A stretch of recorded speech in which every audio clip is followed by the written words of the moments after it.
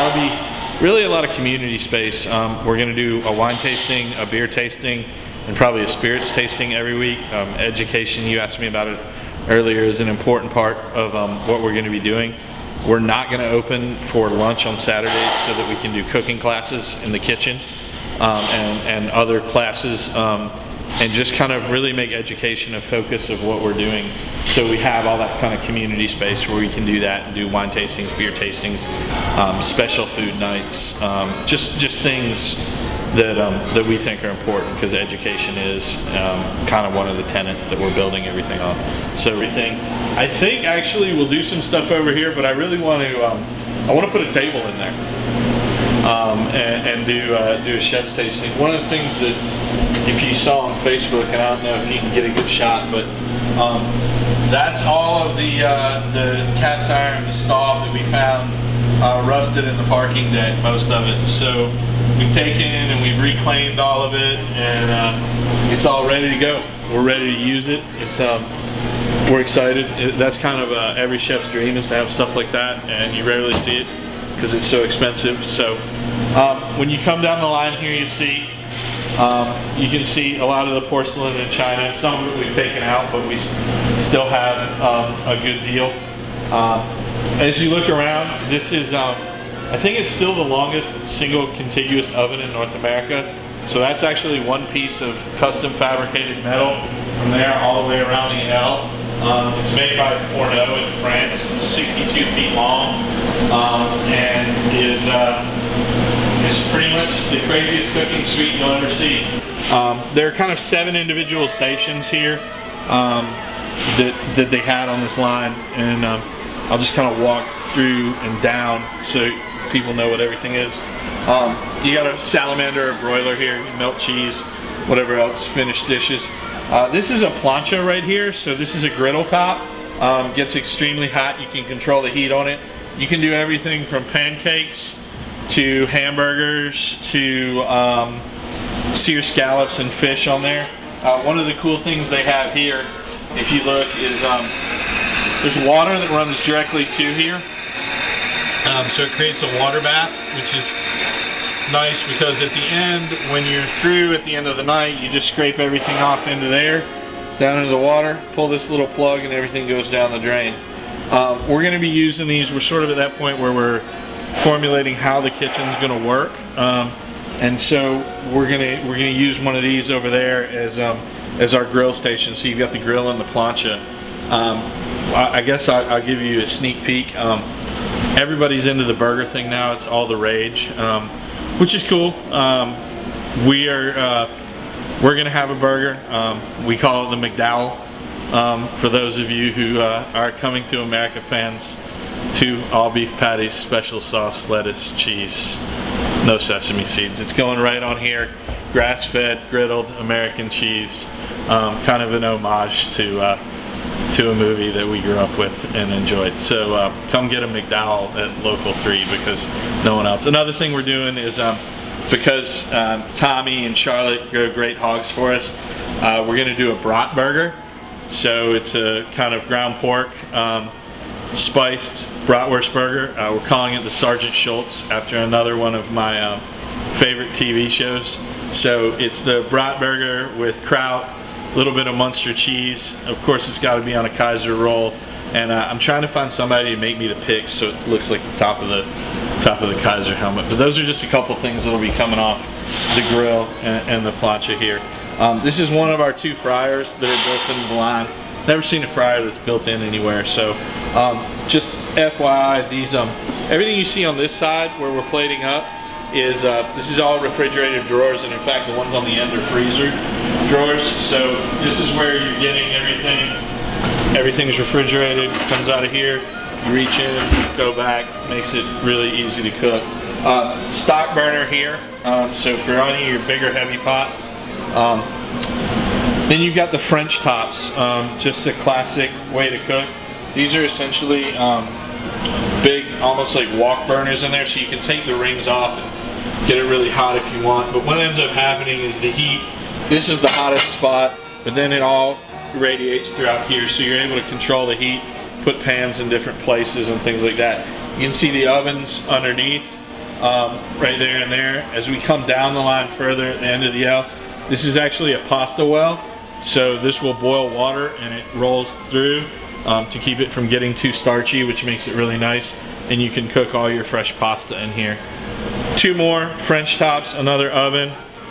This little fryer here, Ryan Turner has always wanted a duck fat fryer. That's been his kind of thing as the non-kitchen guy. He wants to eat French fries and onion rings out of a duck fat fryer. So this little baby right here will be our duck fat fryer. What we do in there, I think you know, probably start out with some onion rings and work from there, but we got a duck fat fryer, so that's kind of cool. This is kind of the prep kitchen, which is where we'll do a lot of our daily preparation and cooking to get ready for the things. One of these French tops is coming out. Actually, 2 of them are coming out. There'll be an Alto-Shaam going in, and then there'll be a smoker going in, which is cool. I'll have to let Todd tell you, we're building it ourselves. We're gonna have 2 smokers. One is made out of an old filing cabinet, which is a cool thing that we found online, and it works really well. And the other is where we can roll a rack into, but we'll be able to hot smoke and cold smoke. Todd's super handy with stuff like that, so the smokers will be going right here under the hood. It takes everything out. This is maybe the coolest tool in here. This is a Rational Combi oven. It's basically a computer-controlled oven. There's a USB port here. It basically might make us obsolete eventually, but it's a really terrific tool if used properly and super powerful. It cooks here. You can actually boil eggs in the oven, which is crazy. I really didn't believe it until I did it, and it does work. Hard or soft, how large is the egg? Hit a button and you're good to go. It's a really super powerful tool. So we're really glad to have it. And this room is specifically made for pasta. It's on a different heating and air system so that we can control the temperature and humidity in here, which is a huge variable factor in making pasta. 2 refrigeration units here. We've got a normal RoboCoupe. We've got a 6, which is this is the world's biggest food processor. You can basically take rocks and turn them into dust in here. I'm really not exaggerating. This is a powerful, powerful machine. These are great. You can see they thought of everything. This little flour guard here catches all your flour.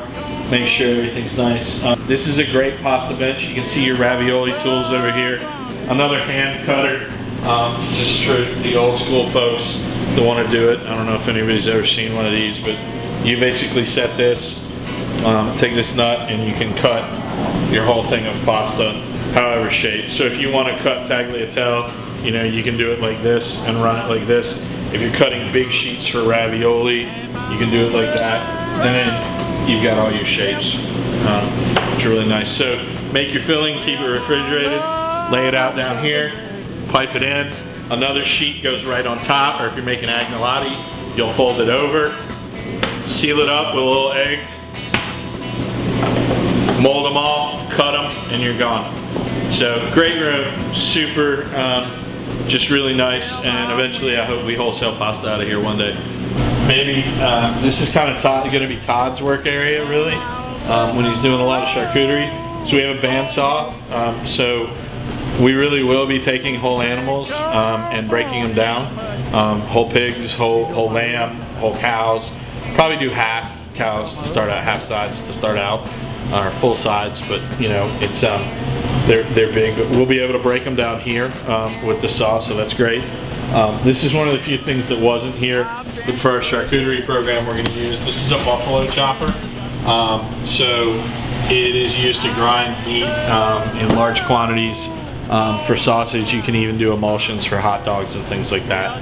So that's something that we like. These are the back sides of those bays that we talked about earlier. There's a water fountain here, which is nice. I'm gonna try and find a way to hook it up so it's filled with bourbon and does that.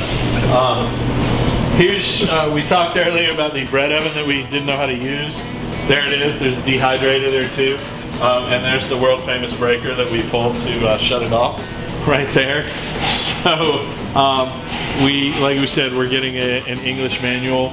That's a proofer for your bread, so in order to rise properly or retard it, it's there. You've got a work table here, which is really nice for whoever's doing pastry. Lots of molds and things. Another sheeter, 2 induction burners right here, and then this is a tempering top for your chocolate, so you can work with chocolate on here, keep it hot, cold, and really it allows you a lot of freedom to do that.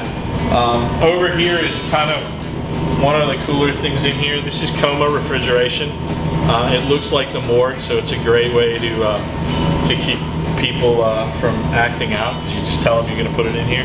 But what it is, it's a constant refrigeration. It has its own refrigeration tower, so it doesn't really defrost because it's a nitrogen system. So what ends up happening is at home, in your freezer, it defrosts twice a day, and you get condensation, it refreezes, and what ends up happening is you get crystallization and things like that. If you ever see an ice build up here, this doesn't do that. It holds at a perfectly constant temperature that you can set, frozen, and because of that, and because it never cycles, this has been in here since we took over. It's a perfect croissant, it's uncovered, and it's frozen solid, and you can see there's not a crystal on it. So you get basically a perfect freezer situation in here, so which is really, really nice, and allows you to do a lot of stuff. You can see there's another blast freezer here, and then some more refrigeration here, mixer, and then we have 2 walk-ins and 1 walk-in freezer. So we've pretty much got the market cornered on refrigeration around here. This one will do meat and fish in. That one will do dairy and vegetables in, so every place. This is actually an area where we're going to fabricate our meats. These are 3 chillers that send super cold air down so that everything stays cold. You can see our vac machine there, so everything will get packed nicely like little soldiers in a row. Always stay fresh and go.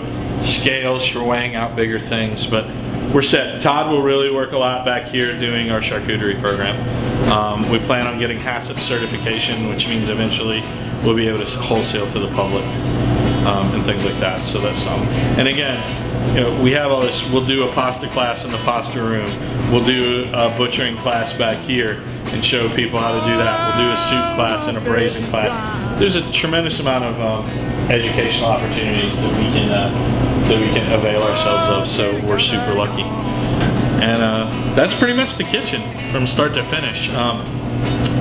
It's a little over 4,000 square feet, which is bigger than the dining room, which from a business perspective is certainly an interesting one. We will certainly be making use of the patio to even things out a little bit and do things like that, but it's one of the nicest kitchens out there, and we're super fortunate that we have a chance to be in here and be good stewards of it. So it's very exciting for us. Oh, my baby cries.